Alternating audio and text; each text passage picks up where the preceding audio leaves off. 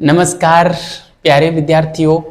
राजस्थान का इतिहास हम पढ़ रहे थे और उसमें हमने पिछली क्लास में देख लिया था कि रणथंभौर के जो चौहान थे उनकी कैसे स्थापना हुई और किस प्रकार से उनका जो है दिल्ली सल्तनत के साथ संघर्ष चला और किस प्रकार आते आते जो है हम्मीरदेव शासक बन गए थे।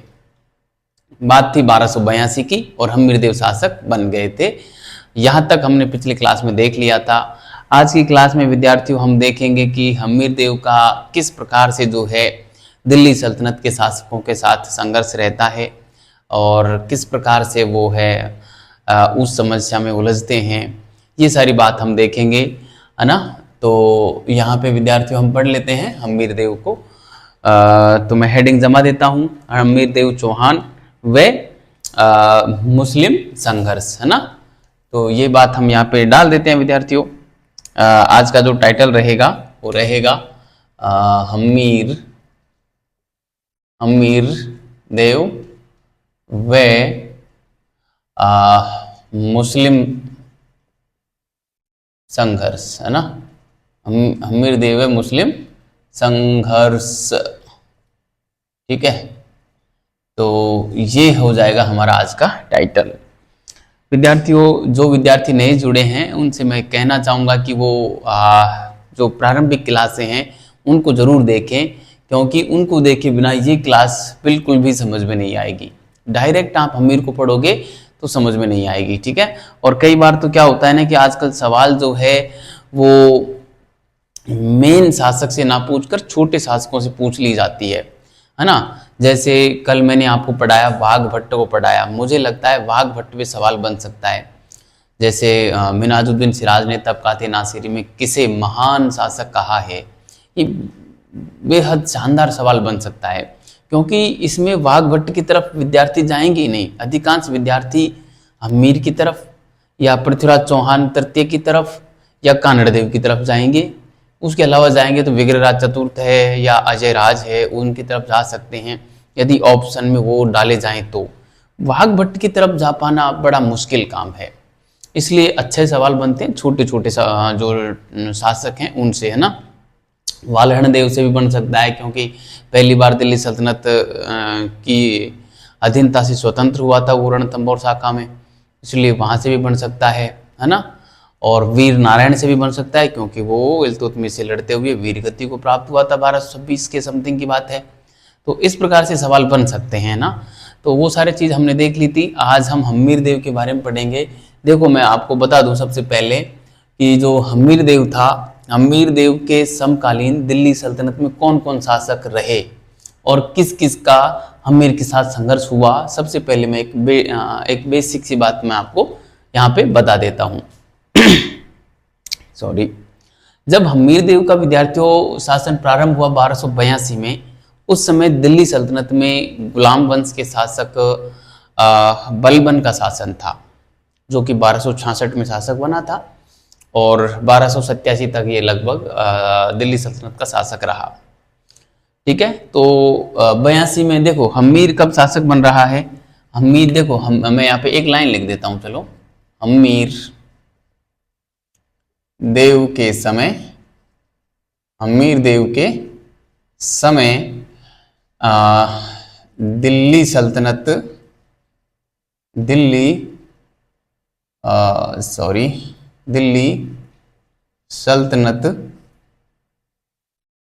के शासक, है ना। हम्मीर के समय दिल्ली सल्तनत के शासक। तो सबसे पहले तो मैं विद्यार्थियों यहाँ पे बताना चाहूँगा आपको, हम्मीर का शासनकाल रहा है 1282 से और 1300 जो है 1301 तक रहा है, ठीक है। 1301 में अलाउद्दीन खिलजी का आक्रमण होगा और उसमें हम्मीरदेव जो है केसरिया कर लेता है एक तरीके से। और यहाँ पे साका होता है, रणथंभौर का पहला साका होता है, जो कि राजस्थान का भी पहला साका ही माना जाता है ये, है ना। वो होगा अलाउद्दीन खिलजी के आक्रमण के समय। तो अभी हम देखेंगे, ये तो था हम्मीर का शासनकाल। अब दिल्ली सल्तनत में कौन कौन थे विद्यार्थियों, देखो दिल्ली सल्तनत में जो थे, दिल्ली सल्तनत में अभी तो एक तो थे बलबन, है ना। बलबन थे, बलबन के उत्तराधिकारी बनेंगे, ये 1287 तक रहा था ना, सॉरी 1800 कहाँ लिख दिया, ये 1266 से 1200 लगभग 87 तक रहा है ना। बलबन के बाद में जो बने वो बने थे हमारे क्या है कैकुबाद, कैकुबाद बने है ना, और कैकुबाद के बाद क्यूमर्स बने, क्यूमर्स है ना। तो क्यूमर्स गुलाम वंश का अंतिम शासक था है ना। कैकुबाद और क्यूमर्स बने, ये इन्होंने शासन किया मिलकर 1287 से 1290 के बीच में, ठीक है। ये 1200, ये जो 3 साल का कार्यकाल था ना, ये बड़ा ही उथल पुथल का काल था। इनसे कुछ शासन बैठा ही नहीं, बलबन के उत्तराधिकारियों शासन बैठा ही नहीं। तो क्या किया, जो जलालुद्दीन खिलजी था उसने 1290 में और इनको हटा के सत्ता अपने पास ले ली। तो यहाँ तक तो था गुलाम वंश का शासन, क्यूमर्स तक 1290 तक है ना गुलाम वंश का शासन, जो कुतुबुद्दीन ऐबक ने प्रारंभ किया था। मैंने आपको बताया कि वो दास का मतलब मोहम्मद गौरी का दास था, इसलिए उसने अपने वंश का नाम क्या रखा, गुलाम वंश रखा है ना। तो वही वंश चला आ रहा था, गुलाम वंश, और 1290 में गुलाम वंश की समाप्ति होती है। और नया वंश यहाँ पे कौन स्थापित करता है, जलालुद्दीन खिलजी है ना, जलालुद्दीन खिलजी, ठीक है। जलालुद्दीन खिलजी आता है और ये 1290 से और 1296 ईस्वी तक शासन करता है ना। और जलालुद्दीन खिलजी के बाद में आता है विद्यार्थियों अलाउद्दीन खिलजी। कौन आता है, अलाउद्दीन खिलजी आता है। अलाउद्दीन खिलजी जो है वो अपने चाचा लगते थे जलालुद्दीन खिलजी, ससुर भी लगता था, क्योंकि अलाउद्दीन खिलजी की पुत्री से विवाह कर लिया था इसने। अलाउद्दीन खिलजी ने जलालुद्दीन की खिलजी की पुत्री से विवाह कर लिया था। तो इस प्रकार से जो है ये इसका भतीजा भी था, अलाउद्दीन खिलजी, जलालुद्दीन खिलजी का अलाउद्दीन खिलजी भतीजा व दामाद दोनों ही था है ना। और अलाउद्दीन खिलजी ने जो शासन किया विद्यार्थियों वो किया 1296 से और 1316 ईस्वी तक किया था है ना। इस प्रकार से ये मामला चलता है, ठीक है। तो अब ये जो कार्यकाल है, इस कार्यकाल के बीच हम देखते हैं कि ये सारे शासक 1 2 3 4 5 शासक दिल्ली सल्तनत के हम्मीर के समकालीन रहे हैं। इनमें से इन तीनों का कोई आक्रमण हम्मीर की तरफ नहीं गया। इन दोनों के आक्रमण गए थे, 2 तो किए थे जलालुद्दीन खिलजी ने हम्मीर पर है ना। देखो 2 आक्रमण तो किए इसने है ना, एक तो किया 1290, कोई 91 भी बताते हैं ना, 1290 ही हम लिखते हैं यहाँ पे, क्योंकि गोपीनाथ शर्मा जी ने 1290 लिखा है, ऑथेंटिक पुस्तक है, हम 1290 लिखते हैं। वैसे कई नामी कोचिंग संस्थानों ने और 1291 लिखाया है, पता नहीं किस आधार पे लिखाया है, मैंने भी कई जगह 1291 लिखा देखा है, ठीक है। 13 मार्च 1291 लिखा मिलता है जलालुद्दीन खिलजी का पहला आक्रमण हम्मीर पर। जलालुद्दीन का जो दूसरा भी आक्रमण हुआ था विद्यार्थियों, वो हुआ था 1292 में है ना। ये 2 आक्रमण हुए थे, इसके अलावा 3 आक्रमण अलाउद्दीन खिलजी ने भी किए थे इसके ऊपर है ना, 3 अलाउद्दीन खिलजी ने भी किए थे है ना। तो अलाउद्दीन खिलजी के तीनों आक्रमणों को तो हम डिटेल में पढ़ेंगे और हल्का हल्का सा इनकी बात को भी हम देख लेंगे है ना। ये लगभग हुए थे विद्यार्थियों, मैं बताऊं आपको 1299, 1300 और ये 1301, कुछ इस प्रकार से रहे थे, ठीक है। मतलब अलग अलग नहीं है, इनको हम डिटेल में पढ़ेंगे और इनमें ज्यादा कहानी है नहीं, ठीक है। तो ये था प्यारे विद्यार्थियों, मैं बताऊं आपको इन दोनों का इस प्रकार से आक्रमण हम्मीर देव पर हुआ था, ठीक है। तो ये सारी कहानी हम पढ़ेंगे आज की इस क्लास में और हम देखते हैं कहाँ तक पहुंच पाते हैं, ठीक है। आपको ये सिस्टम समझ में आ गया होगा जितना मैंने समझाने का प्रयास किया है। वैसे तो ये जब हम दिल्ली सल्तनत को पूरा पढ़ेंगे ना, तब जाके ये पूरा मामला समझ में आता है। लेकिन फिर भी ऐबक ने 1206 में गुलाम वंश की स्थापना की थी, कुतुबुद्दीन ऐबक ने, उसी वंश में बलबन हुआ 1266 में जाके है ना। कुतुबुद्दीन ऐबक के बाद में इल्तुतमिश के बाद में रजिया सुल्तान, उसके बाद में फिर छोटे मोटे शासक और बने, फिर नासिरुद्दीन महमूद बना 1246 से 1266 तक, और 1266 से बलबन बन गया 1287 तक है ना। इसके बाद में फिर ये आ गए, फिर ये आ जाएंगे और अलाउद्दीन खिलजी 1320 में जाके तुगलक वंश की स्थापना हो जाएगी है ना। तो आप इसको समझ गए होंगे। अब हम देखते हैं, इसमें मैं एक बात लिख देता हूं, ये वाली बात को मैं लिख देता हूं कि इस प्रकार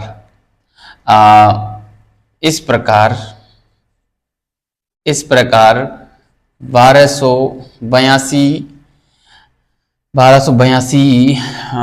ईस्वी में अमीर देव रणथंभौर का शासक बनता है। रणथंभौर का शासक बनता है ना, रणथंभौर का शासक बनता है।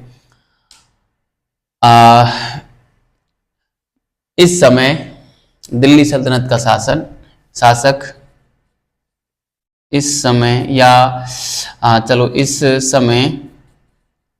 दिल्ली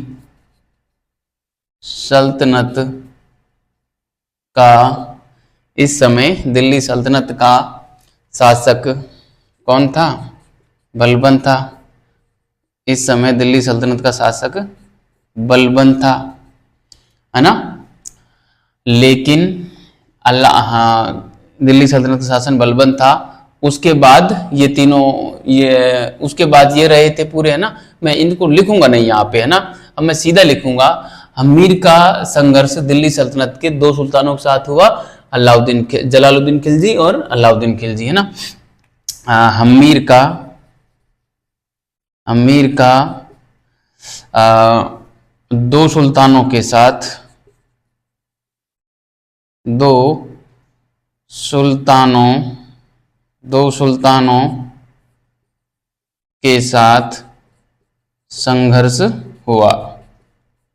संघर्ष हुआ जो कि निम्न प्रकार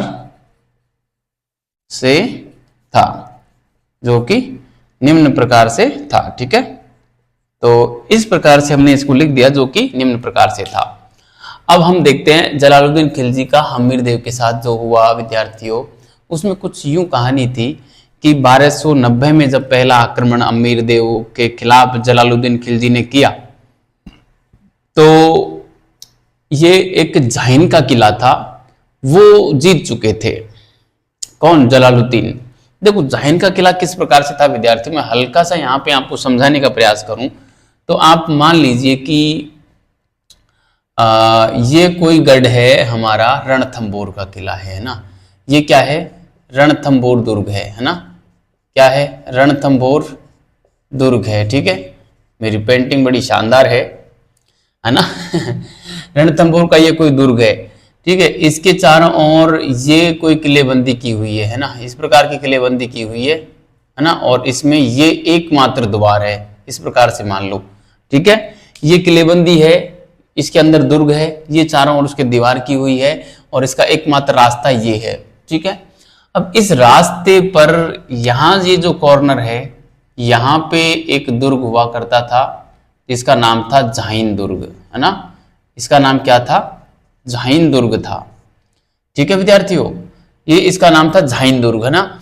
और ये था रणथंभौर दुर्ग। तो कहने का मतलब ये झाइन दुर्ग जो था, ये रणथंभौर दुर्ग की कुंजी था, चाबी था इसके अंदर प्रवेश करने की, क्योंकि जब तक आप झाइन को नहीं जीत लेते तब तक आप इसमें प्रवेश नहीं कर सकते थे, है ना। इसमें प्रवेश नहीं कर सकते थे। इसके अलावा यहाँ पे और दीवार होती होगी संभवतः, ठीक है। तो इस प्रकार से मामला था, ठीक है। तो कहने का मतलब ये था कि रणथंभौर पहुंचने से पहले आपको झाइन दुर्ग जीतना ही जीतना होता था, और कोई इलाज नहीं था, ठीक है।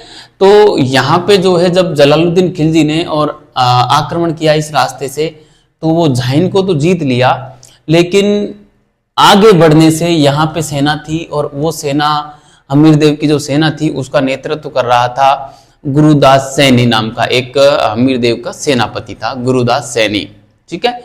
उसने काफी जबरदस्त जो है अदम्य साहस का परिचय दिया, और जलालुद्दीन खिलजी की सेना को झाइन जीतने के बाद रणथंभौर के दुर्ग की ओर जाने नहीं दिया, और खिलजी की जो सेना थी वो वापस लौट आई। हुआ ये था कि इस दरमियान जो गुरुदास सैनी था वो काफी घायल हुआ, और अंततः वो वीर गति को प्राप्त हुआ था, लेकिन सेना को तो उसने वहां पे नहीं जाने दिया था। जब खिलजी सेना लौट गई, उसके बाद उसका जो है वो वीर गति को प्राप्त हुआ।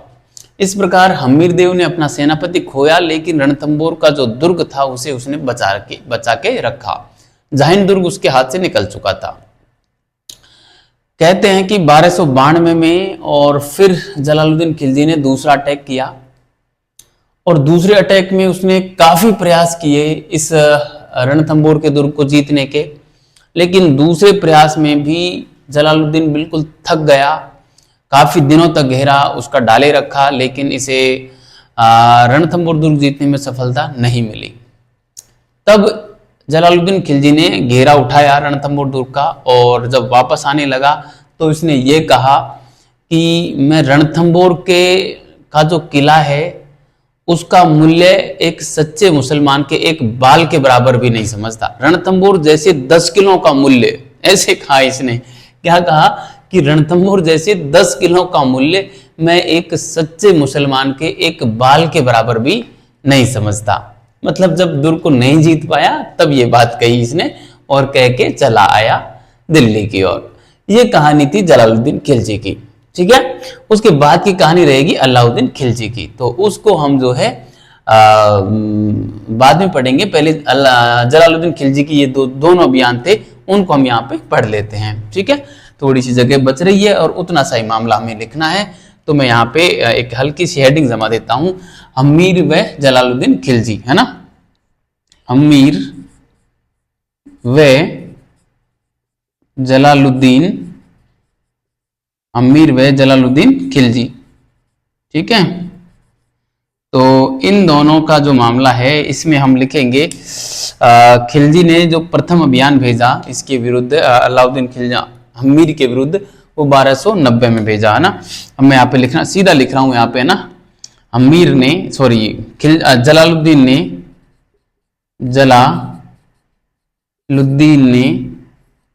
जलालुद्दीन ने हम्मीर पर पहला अभियान या पहला आक्रमण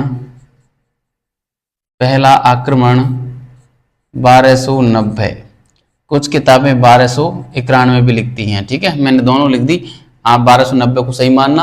1290 ऑप्शन में नहीं हो और इस प्रकार से सवाल आ जाए तो आप 1291 पे चले जाना।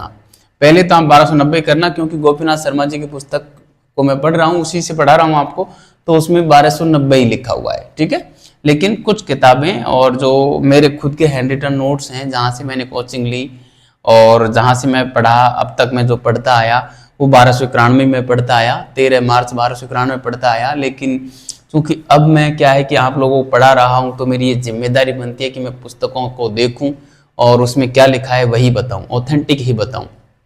तो गोपीनाथ शर्मा जी को मैं पढ़ रहा हूँ और गोपीनाथ शर्मा जी के अनुसार 1290 है विद्यार्थियों। ठीक है, तो मैंने एग्जैक्ट सोर्स भी बता दिया कि मैं कहाँ से बता रहा हूँ आपको, और मैंने क्या पढ़ा है वो भी बता दिया।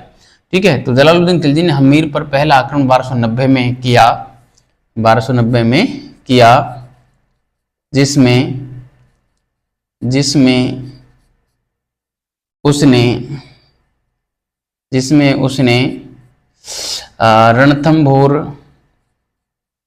रणथंभौर की कुंजी कहलाने वाले, रणथंभौर की कुंजी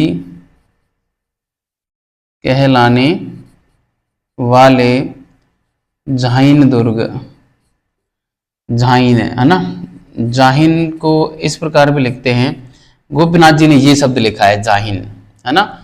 मैंने ये पढ़ा था पहले, लेकिन आजकल ये कुछ नए नए शब्द निकल के आते हैं ना। जितनी किताब उठाते हो आपका नॉलेज जो है डेवलप होता ही जाता है विद्यार्थियों, हर बार आपको कुछ न कुछ नया मिलता है ना।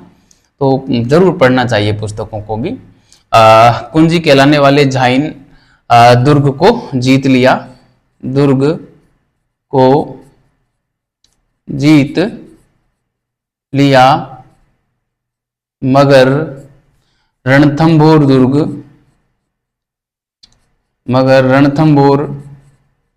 दुर्ग तक वह नहीं पहुंच सका,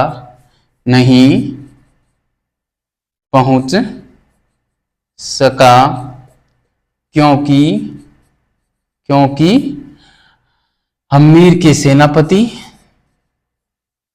हम्मीर देव, क्योंकि हम्मीर देव के सेनापति, हम्मीर देव के सेनापति गुरुदास सैनी, गुरुदास सैनी ने उसे आगे बढ़ने से रोका, आगे बढ़ने से रोका, है ना। खिलजी वापस लौट आया, है ना। खिलजी वापस लौट आया, खिलजी वापस लौट आया, मगर गुरुदास सैनी वीर गति को प्राप्त हुआ, है ना। इस दरमियान गुरुदास सैनी वीर गति को प्राप्त हुआ, है ना। इस दरमियान गुरुदास सैनी वीर गति को प्राप्त हुआ। तो ये था प्यारे विद्यार्थियों जलालुद्दीन खिलजी का पहला आक्रमण, पहला अभियान हम्मीर देव के विरुद्ध। ठीक है, दूसरा भी हम लिख लेते हैं क्योंकि दूसरे में भी ज्यादा कुछ है नहीं, है ना। हम सीधा लिख देते हैं यहाँ पे, दूसरे में बस वो एक कथन महत्वपूर्ण है बस। बाकी दूसरा अभियान 1292 में किया जो असफल रहा। तब जलालुद्दीन खिलजी ने ये कहते हुए गहरा उठाया कि वो कथन लिख देंगे, बस इतना ही है, कुछ नहीं है इसमें ना। खिलजी का दूसरा अभियान, मैं जेके लिख दो, जेके लिख देता हूं ना, जेके जलालुद्दीन खिलजी, है ना। जेके का दूसरा अभियान 1292 में हुआ, 1292 में हुआ, जो कि असफल रहा,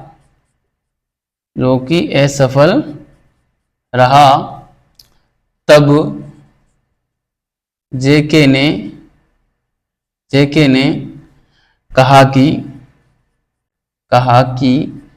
अब क्या कहता है जेके कह रहा है, मैं यहाँ पे कलर बदल देता हूं।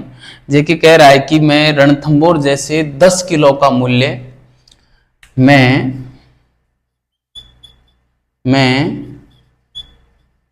रणथंभौर जैसे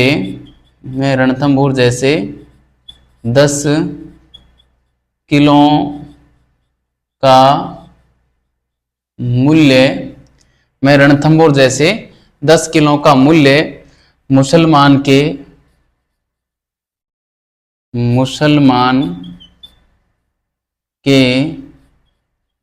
एक बाल के मूल्य के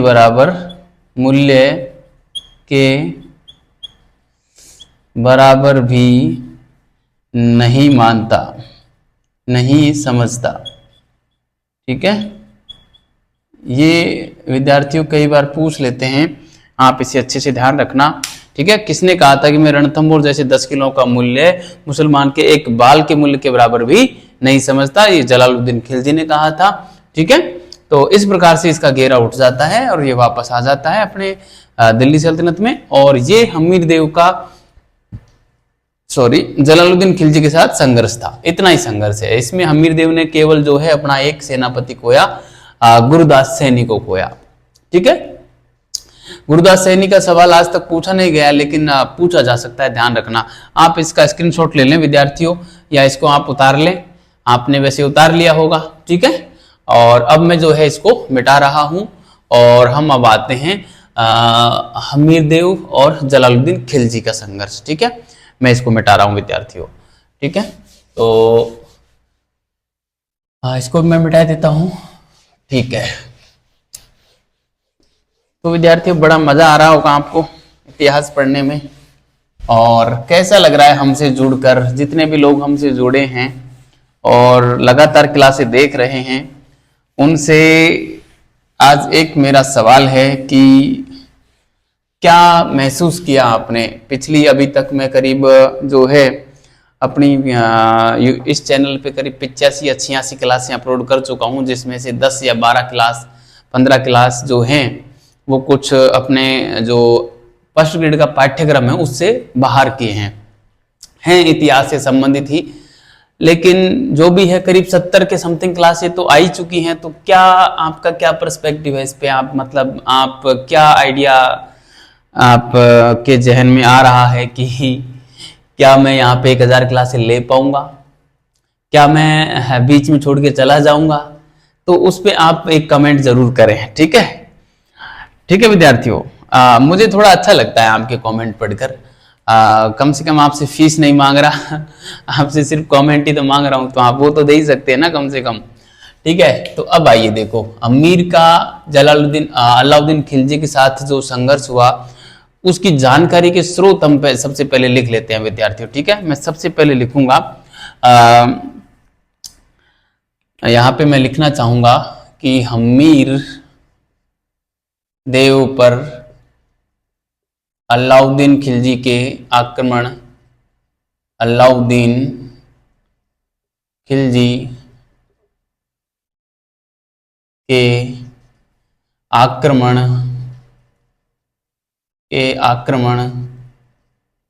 की जानकारी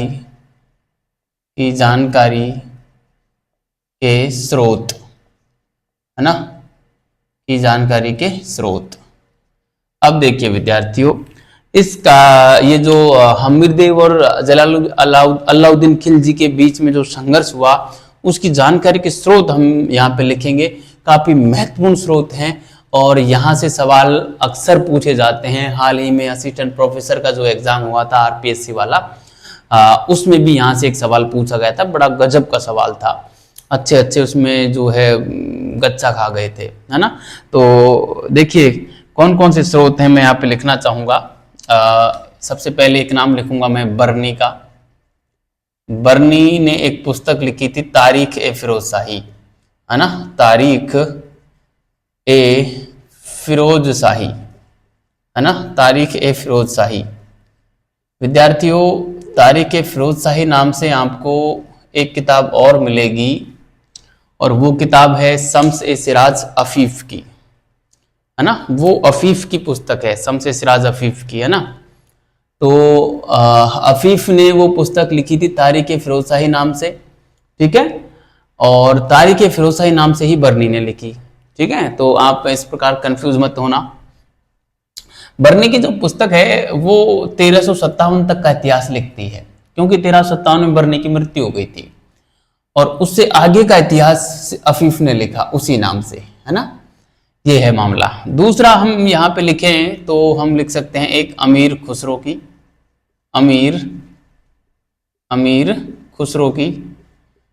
खुसरो की जो विद्यार्थियों इसने जो पुस्तक लिखी थी वो है अमीर खुसरो की मिफ्ताह उल फुतूह है। हाँ, मिफ्ताह उल फुतूह से भी हमको जो जलालुद्दीन खिलजी था, है ना, हमीर और जलालुद्दीन खिलजी के बीच में जो संघर्ष हुआ था उसकी जानकारी हमें मिफ्ताह उल फुतूह से मिलती है ना, मिफ्ताह उल फुतूह से, ठीक है। मिफ्ताह उल फुतूह को जरूर आप ध्यान रखना विद्यार्थियों। वो अलाउद्दीन खिलजी की जो रणथंभौर पे बयान था और जलालुद्दीन खिलजी का जो रणथंभौर पे बयान था, दोनों की जानकारी देता है ना, मिफ्ताह उल फुतूह, आप ध्यान रखना। तो मैं यहाँ पे लिखना चाहूंगा सॉरी, अमीर खुसरो का है मिफ्ताह उल फुतूह, मिफ्ताह उल फुतूह, ठीक है। अमीर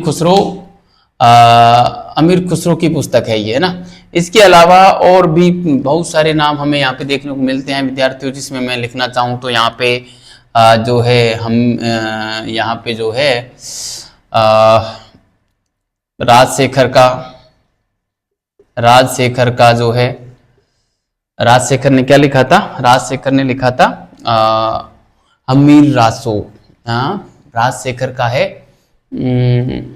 हमीर रासो है, बिल्कुल, है ना, राजशेखर का हमीर रासो, और चंद्रशेखर का है हमीर हट चंद्रशेखर का है ना, हमीर हट चंद्रशेखर का है और हमीर रासो राजशेखर का है, ठीक है। तो ठीक है, हमीर रासो राजशेखर का है, सॉरी, हमीर रासो, है ना, हमीर रासो राजशेखर ने लिखा। इसके अलावा मैं बात करूं तो यहाँ पे हमीरहट जो लिखा वो लिखा हमीरहट चंद्रशेखर ने, है ना, चंद्रशेखर ने लिखा था हमीरहट। ठीक है, चंद्रशेखर का क्या है, हमीरहट है, हमीरहट। ठीक है, चंद्रशेखर का हमीरहट। इस हमीरहट में ही इसमें भी एक कारण मिलता है कि अलाउद्दीन खिलजी ने हमीर पर आक्रमण क्यों किया, वो मैं अभी बताऊंगा कारणों में। ठीक है, इसके अलावा मैं बात करूं तो यहाँ पे विद्यार्थियों अगला नाम जो आ जाएगा हमारा, यहाँ पे ले सकते हैं हम, जो है खेमा भट्ट ने लिखा था हमीरदेवरा कवित्त लिखा था, है ना, हमीरदेवरा कवित्त लिखा खेमा भट्ट ने। इसके अलावा जो है हमीर महाकाव्य लिखा नयन चंद्र सूरी ने। ठीक है, तो यहाँ पे मैं नयन चंद्र सूरी का नाम लिख सकता हूँ, नयन चंद्र सूरी, है ना, नयन चंद्र सूरी ने क्या लिखा था, मैं रेड पेन से लिख देता हूँ, हमीर महाकाव्य, हमीर महाकाव्य। ठीक है, हमीर महाकाव्य हो गया। उसके बाद जो है विद्यार्थियों छठे नंबर पे मैं लिखना चाहूँ तो यहाँ पे हम यहाँ पे लिख सकते हैं खेमा भट्ट का नाम लिख सकते हैं। खेमा भट्ट ने लिखा था हमीर देवरा कवित्त, है ना, सॉरी, हमीर देवरा कवित्त, हमीर देवरा कवित्त लिखा खेमा भट्ट ने। इसके अलावा मैं बताऊंगा आपको यहाँ पे तो हमीर राछड़ा जो लिखा, हमीर राछड़ा के लेखक थे जो है राजरूप, है ना, राजरूप ने लिखा हमीर राछड़ा। ठीक है, इसके अलावा जो मंडन विजय ने लिखा था हमीर चौपाई, हमीर चौपाई जो है मंडन विजय ने लिखी हमीर चौपाई। ठीक है, इसके अलावा जो है हमीर चौपाई हो गया। इसके अलावा हमीरायण भांडव्यास ने लिखा हमीरायण, है ना, हमीरायण जो है भांडव्यास ने लिखा। इसके अलावा जो है हमारा एक हमीर बंधन ग्रंथ जो मिलता है वो अमृत कैलाश ने लिखा, है ना। तो ये बात भी मैं यहाँ पे लिखना चाहूँगा विद्यार्थियों, 9वें नंबर पे मैं लिखना चाहूँगा यहाँ पे अमृत कैलाश ने क्या लिखा, अमृत कैलाश ने हमीर बंधन लिखा, है ना, क्या लिखा, हमीर बंधन लिखा। ठीक है, हमीर बंधन लिखा। इसके अलावा मैं 10वें नंबर पे यहाँ पे लिखना चाहूँगा भांडव्यास ने लिखा हमीरायण, है ना, भांडव्यास, या इसको बढ़ाऊं व्यास भी लिख देते हैं, बढ़ाऊं व्यास, है ना। RS प्री 2013 में ये सवाल आया था तो बढ़ाऊं व्यास लिख दिया वहां पे, है ना। इसने क्या लिखा था, हमीरायण लिखा था, है ना, हमीरायण। ठीक है, हमीरायण लिखा। ठीक है, इसके अलावा जो विद्यापति है उसने पुरुष परीक्षा लिखा, विद्यापति ने पुरुष परीक्षा लिखा, है ना, विद्यापति की पुरुष परीक्षा है ना, विद्यापति की है पुरुष परीक्षा। ठीक है विद्यार्थियों, विद्यापति की पुरुष परीक्षा। और हमीर का खुद का जो है श्रृंगार हार, हमीर शोम ने लिखा था श्रृंगार हार, उससे भी हमको जो है जानकारी मिल जाती है। ठीक है, हमीर शोम ने क्या लिखा, श्रृंगार हार। हमीर भी खुद विद्वान व्यक्ति था, व्यक्ति का शासक था, तो इसने हमीर श्रृंगार हमीर की श्रृंगार हार की रचना की थी। श्रृंगार हमीर क्या, हमीर ने श्रृंगार हार की रचना की थी। ठीक है, श्रृंगार हार। तो ये कुछ प्रमुख रचनाएं थी विद्यार्थियों, जहां से हमें हमीर देव व अलाउद्दीन खिलजी के बीच जो आक्रमण हुआ था उसकी जानकारी यहाँ पे मिल जाती है। ठीक है, तो आप जो है इसमें और भी नाम जोड़ सकते हैं, यदि आपको कहीं से मिले तो आप जरूर लिखें, क्योंकि ये यहाँ से कई बार साहित्य में भी सवाल पूछ लिया जाता है और इस प्रकार सवाल पूछ लिया जाता है कि अलाउद्दीन खिलजी की हमीर पे जो आक्रमण हुआ था उसकी जानकारी देने के कौन कौन से स्रोत हैं या नहीं हैं। तो बहुत अच्छा सवाल यहाँ पे बनता है, फिर हम वहाँ पे जो है सेलेक्ट ही नहीं कर पाते कि क्या पता किस में ऐसी जानकारी मिलती है और किस में नहीं मिलती है ना। इसलिए आप इनको जो है अच्छे से ध्यान रखें। कई बार ये रचनाओं को नाम नहीं देकर और रचनाकारों के नाम दे देंगे कि किसने हमीर और अलाउद्दीन खिलजी के बीच जो संघर्ष हुआ था उसकी जानकारी दी है, तो फिर वहां पे बड़ा कंफ्यूजन पैदा हो जाता है कि यार पता नहीं कौन था कौन नहीं था, क्योंकि यहाँ तो हमीर का नाम आते ही और हम कहीं ना कहीं समझ जाते हैं कि संभवतः हमीर के बारे में है, हमीर का नाम आ रहा है तो इसमें वो जानकारी होगी। लेकिन इसका नाम जहाँ आ जाता है ना, लेखक का नाम, तो फिर हम बड़े कंफ्यूज में आ जाते हैं ना। तो इसलिए आप इसे अच्छे से रटें, ध्यान रखें। रटने वाला मामला है, समझने का कुछ है ही नहीं, तो रटना ही पड़ेगा, कोई इलाज है ही नहीं। ठीक है, तो ये तो थे जानकारी के स्रोत। अब इन जानकारी के स्रोतों के आधार पर हम जो है इसके कारणों को जानते हैं कि आखिर अलाउद्दीन खिलजी ने और हमीर पे आक्रमण क्यों किया।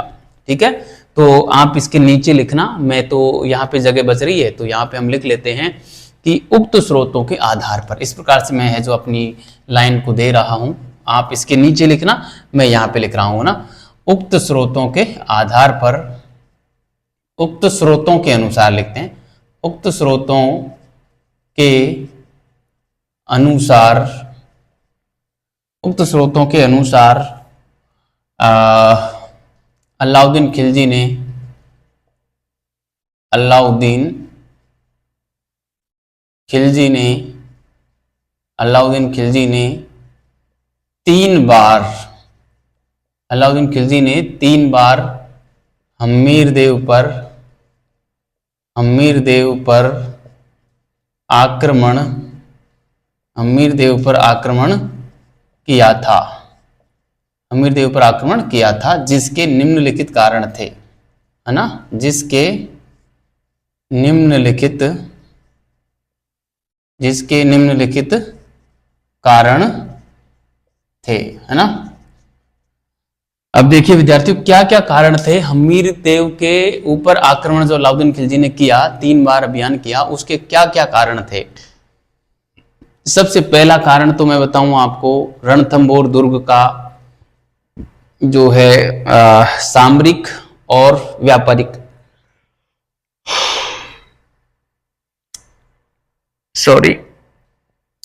रणथंभौर के दुर्ग का सामरिक और व्यापारिक महत्व का होना, एक बात।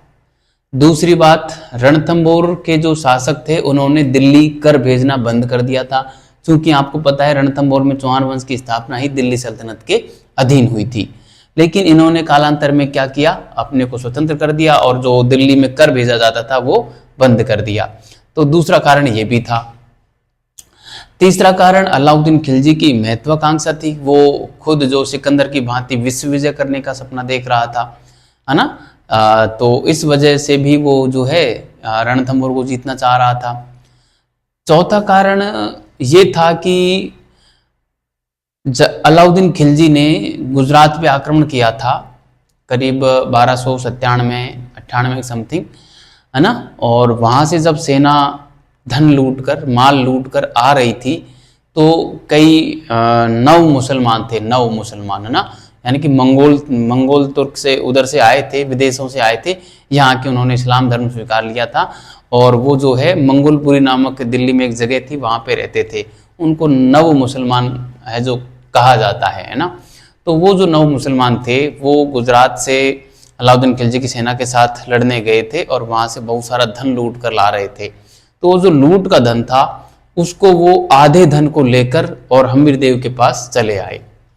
चूंकि आधा धन वो क्यों लाए, क्योंकि जो लूट का धन होता था ना विद्यार्थियों, वो खुम्स कहलाता था, है ना, वो एक प्रकार से कर माना जाता था, खुम्स नाम से वो है जो जाना जाता था, खुम्स, है ना।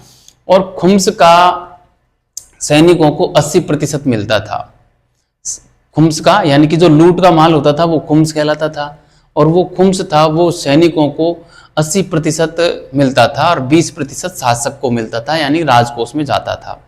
लेकिन अलाउद्दीन खिलजी और मोहम्मद बिन तुगलक 2 ऐसे शासक हुए दिल्ली सल्तनत में जिन्होंने इस खुम्स के संबंध में उल्टा किया, मतलब 80% तो खुम्स का राजकोष में रखा, यानी स्वयं के पास रखा, और केवल 20% ही सैनिकों को दिया था। इस वजह से ये जो नौ मुसलमान थे नाराज थे अलाउद्दीन खिलजी से।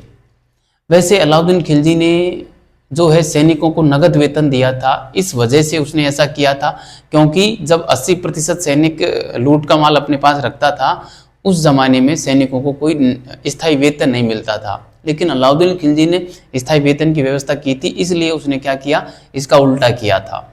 लेकिन फिर भी ये लोग नाराज थे, है ना, नौ मुसलमान तो नाराज थे, तो वो जो गुजरात से जो माल लूट के लाए थे उसका आधा धन लेके और हमीर देव की शरण में आ गए। तो और उनको हमीर देव ने शरण भी दे दी, जिसमें जो है बारबक शाह, कैबरूक शाह और मोहम्मद शाह जैसे 3 नाम मिलते हैं, है ना। तो इस वजह से भी अलाउद्दीन खिलजी ने आक्रमण किया हमीर पर, और एक आक्रमण उन्होंने इसलिए किया, ये जो हमीर हठ ग्रंथ है चंद्रशेखर का, इसमें हमीर हठ ग्रंथ में जो चंद्रशेखर है वो यहाँ पे बताते हैं कि अलाउद्दीन खिलजी की एक पत्नी थी जिसका नाम था चिमना बेगम। क्या नाम था? चिमना बेगम नाम था। और वो चिमना बेगम जो थी वो मोहम्मद शाह से प्रेम करती थी, है ना, मोहम्मद शाह से प्रेम करती थी। मोहम्मद शाह कौन? जो नौ मुसलमान था और वो लूट का माल लेकर हमीर देव की शरण में आ गया था। तो वो कहते हैं कि उस चीज की जानकारी भी उसको अलाउद्दीन खिलजी को हो गई थी कि उसकी पत्नी जो कि एक मराठा राजकुमारी थी चिमना बेगम, वो जो है मोहम्मद शाह से प्रेम करती है। तो और उस मोहम्मद शाह को हमीर देव ने शरण दे दी। तो इस वजह से भी जो है अलाउद्दीन खिलजी ने हमीर पर आक्रमण किया था। तो ये विद्यार्थियों को 4-5 कारण हैं, ये मैंने आपको बताए हैं, ये हमीर देव पर अलाउद्दीन खिलजी के द्वारा किए गए आक्रमण के कारण थे। तो इन कारणों को हम लिख देते हैं और फिर हम आगे की बात करेंगे। ठीक है विद्यार्थियों, तो पहला कारण मैं यहाँ पे लिखना चाहूँ तो पहला कारण तो ये था कि रणथंभौर का सामरिक यानी युद्ध की दृष्टि से सामरिक व व्यापारिक महत्व का होना, व्यापारिक महत्व का होना, है ना। सामरिक व रणथंभौर दुर्ग का, रणथंभौर ही लिखा है मैंने, आप रणथंभौर दुर्ग समझना, रणथंभौर को भी समझ सकते हो ना। इसका सामरिक व व्यापारिक महत्व का होना, पहली बात। दूसरी कि रणथंभौर के शासकों ने, रणथंभौर के चौहानों ने दिल्ली कर भेजना बंद कर दिया, कर भेजना बंद किया। ठीक है, दिल्ली कर भेजना भी बंद कर दिया था। इस वजह से भी जो है अलाउद्दीन खिलजी नाराज था, है ना। तीसरी बात हम लिखेंगे कि अलाउद्दीन खिलजी स्वयं की महत्वाकांक्षा, है ना, हम यहाँ पे लिखेंगे कि अलाउद्दीन खिलजी की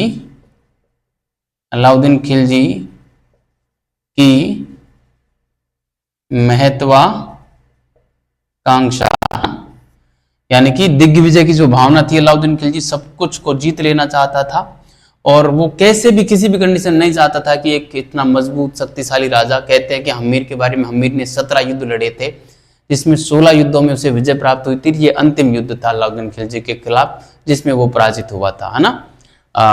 तो अलाउद्दीन खिलजी कैसे भी नहीं चाहेगा कि इतना मजबूत और शक्तिशाली शासक उसका पड़ोसी रहे, है ना। तो इसलिए भी उसने आक्रमण किया। ठीक है, ये आधा दय है ना, आधा दय है। चौथा मैं बताऊं तो वही 9 मुसलमानों को हमीर द्वारा संरक्षण दिया जाना, है ना। तो यहां से मैं लिखूंगा कि अलाउद्दीन की सेना, अलाउद्दीन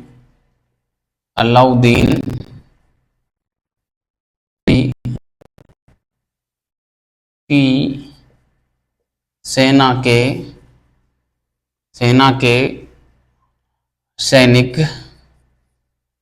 सेना के सैनिक नव मुसलमानों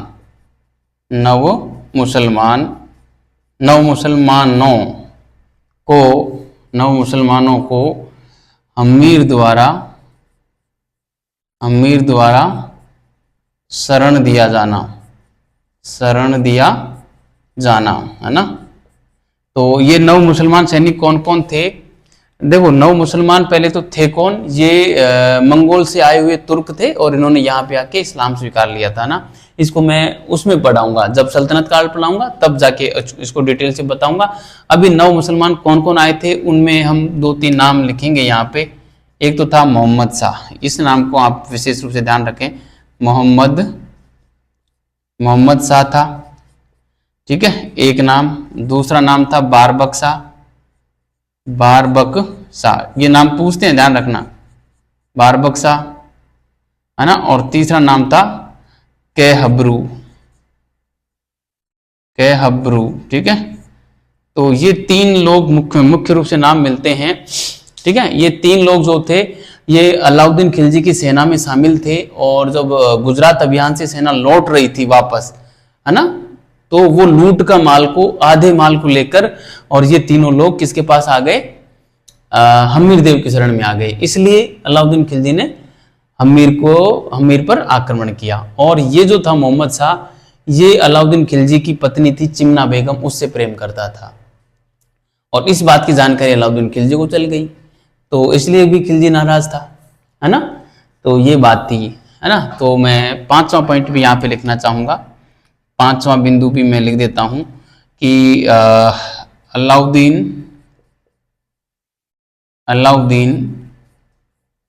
की रानी कौन थी? चिमना बेगम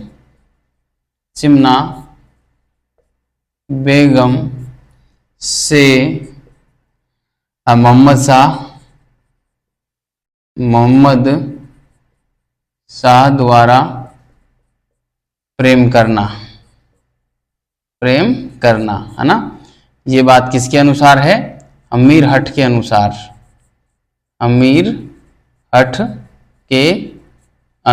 है ना। हम्मीर हठ में ऐसी कहानी मिलती है, ठीक है।